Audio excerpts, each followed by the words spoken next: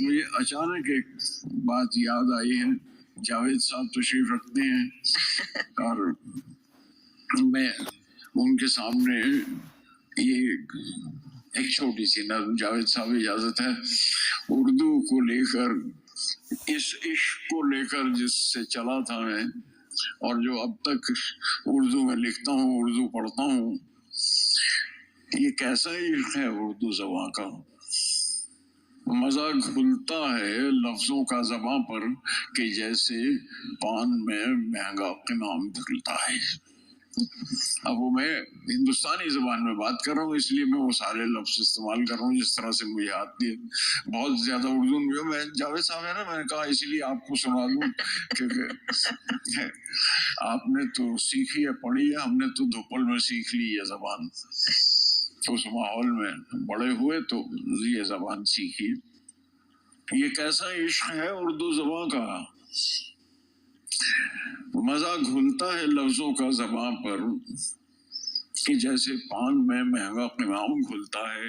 نشہ آتا ہے اردو بولنے میں گلوری کی طرح، منہ لگی سب اصطلاحیں لطف دیتی ہیں. یہ کیسا عشق ہے اردو زبان کا. حلق چھوتی ہے اردو تو حلق سے جیسے مے کا گھونٹ اترتا ہے. میں کوئی بڑی عالم فاضل والی کوئی اسکالرلی بات نہیں کر رہا ہوں، میں تو عام آدمی کی بات کر رہا ہوں جیسے مجھے محسوس ہوتا ہے. حلق چھوتی ہے اردو تو حلق سے جیسے مے کا گھونٹ اترتا ہے.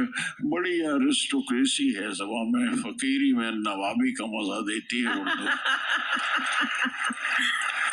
اور یہ صحیح ہے، اردو بولنے والے وہ فقیر بھی بولتا ہے تو ویسی زبان بولتا ہے، اور جو آدمی بولتا تھا لگتا ہے یار کوئی کسی نوابی خاندان سے آیا ہے جس طرح سے وہ اردو میں بات کرتا ہے. حلق چھوتی ہے اردو تو حلق سے جیسے مے کا گھونٹ اترتا ہے. بڑی ایرسٹوکریسی ہے زبان میں، فقیری میں نوابی کا مزہ دیتی ہے اردو. اگرچہ معنی کم ہوتے ہیں اور الفاظ کی افراد ہوتی ہے، مگر پھر بھی بلند آواز پڑھیے تو بہت ہی معتبر لگتی ہیں باتیں اس کی. کیا کسی تہذیب کا ہی نام ہے اردو؟ شکریہ. کیا بات.